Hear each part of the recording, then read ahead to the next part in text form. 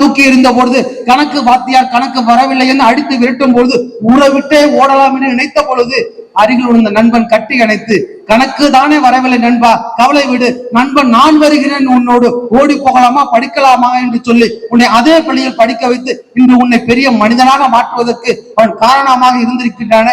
இது போன்ற எத்தனையோ நண்பர்கள் இருந்திருக்கிறார்களே, அவர்களை இன்று கட்டி பிடித்து காலில் விழுந்த நண்பா, உன்னால் தான் இன்று ஒரு பெரிய மனிதனாக மாறுகின்றேன், நீ நண்பனாக வந்தது என் வாழ்வின் வரம், என் வாழ்வின் தவம் என்று எந்தாவது நாம் சொல்லி இருக்கின்றோமா? சொன்னது கிடையாது.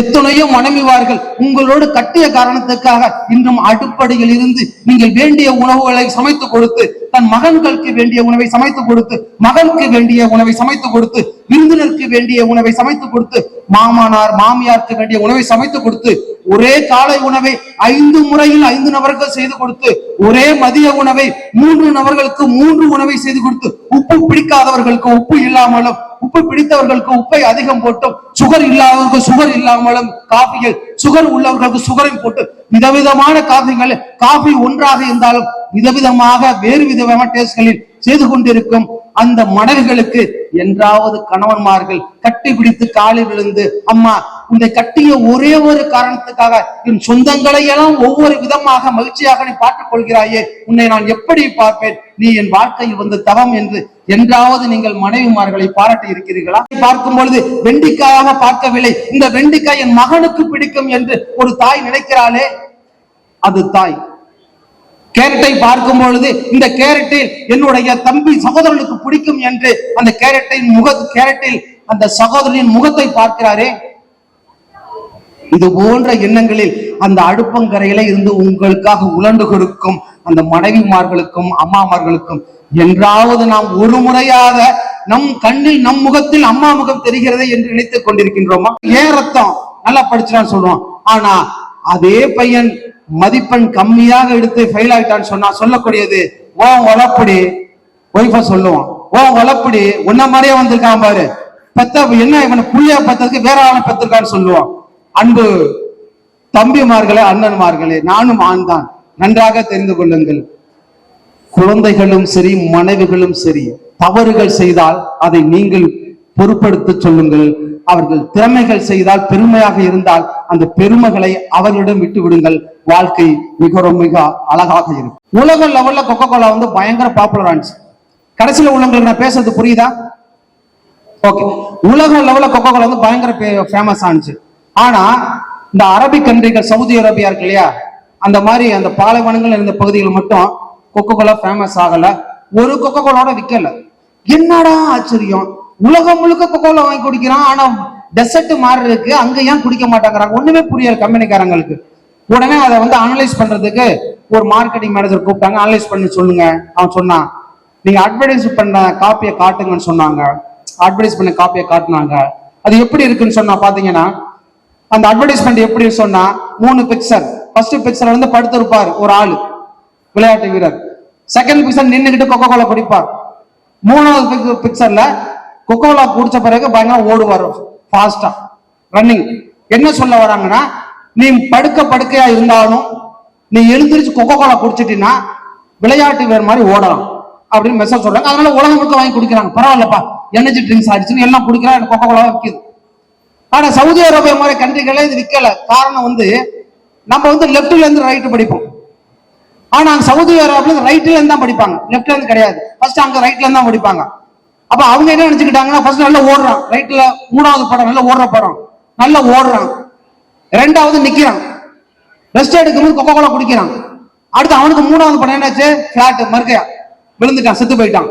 அவங்க ஐயோ நல்ல விளையாட்டு வீரர் ஓடி இளைப்பாறும் போது கொக்கோ கோலா குடிக்கும் போது செத்து போயிடறாங்க, இந்த கொக்கோ கோலா ஏன்னா நம்ம வாங்கி குடிக்கணும், எதுக்குன்னா பாய்சன் ஆகும் சொல்லி ஒருவேளை குடிக்கல.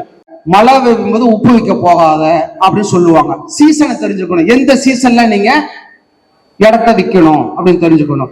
நல்ல ரெய்னி சீசன்ல உலகத்துல எல்லா இடத்துல தண்ணி இருக்கும் போது போய் பக்கத்து வீட்டுல நல்ல ஒரு பிளாட்டை வாங்க, நல்லா வாங்க சொன்ன நடக்குமா? நடக்காது.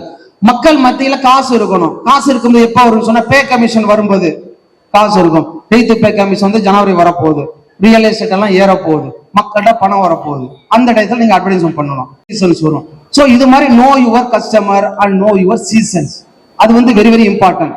விதமான கோடீஸ்வரன் இந்த டயத்துல என் உயிரை காப்பாத்துனதுக்காக உனக்கு இந்த 10 கோடி ரூபான்னு கொடுக்குறாரு. அடா, சரியான நேரத்துல உயிரை 10 கோடி கொடுக்குறாரு அவன் நினைச்சு வாங்கிட்டு ரொம்ப மகிழ்ச்சி பண்றோம். ஆனா அதே சூழ்நிலையில ஒரு மாசம் கழிச்சு இன்னொரு ஆள் விழுந்து கிடக்குறாரு ஆஸ்பத்திரி இதுல ரோட்ல. அதே பழச நினைச்சுக்கிட்டு அவரையும் தூக்குறோம், கார்ல போடுறோம், போட்டு அதே அப்போலோ ஹாஸ்பிட்டல்ல பெரிய ஹாஸ்பிட்டல்ல போய் சேர்க்கிறோம். சேர்த்த பிறகுதான் தெரியுது என்ன ஆச்சுன்னு சொல்றோம். இப்ப யாரு சேர்த்ததுன்னு கேட்டாரு, உனக்கு கூப்பிடாருங்கிறோம். நம்ம போறோம், எத்தனை கோடி கொடுப்பாருன்னு.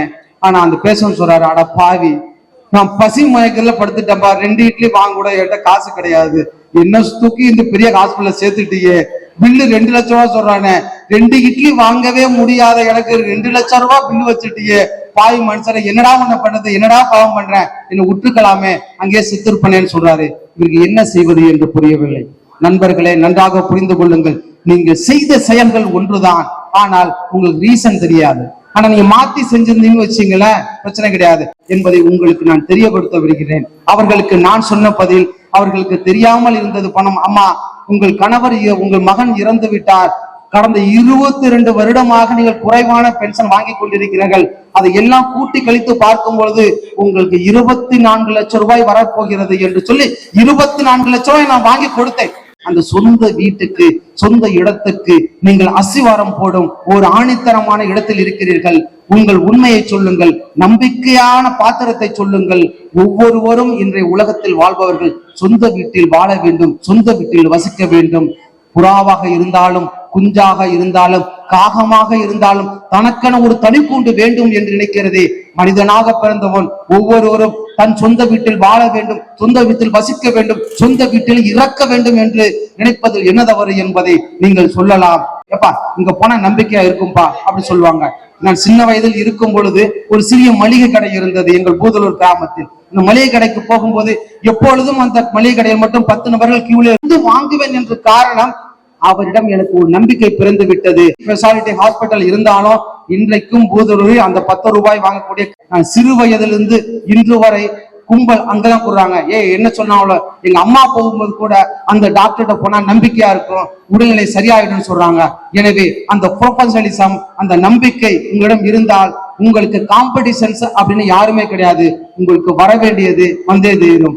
உங்கள் வாழ்க்கையில் நீங்க செய்ய வேண்டியது 2 தான். ஒன்று, நம்பிக்கையாக இருங்கள். அடுத்து, புன்னகையோடு மற்றவர்களுக்கு நன்றி சொல்லுங்கள். அவர் பார்த்துக் கொள்வார் என்று கூறி வாய்ப்புக்கு நன்றி கூறி விடைபெறுகின்றேன். கிள்ளி மாமாவுக்கு நன்றிகள் பல.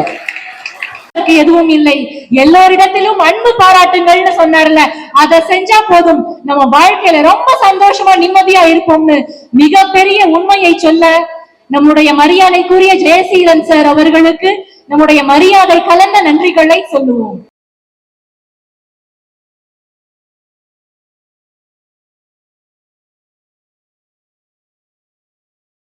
நம்ம இதை விட முக்கியமான ஒரு நிகழ்வுக்கு நகர போறோம். அது என்ன அப்படின்னா,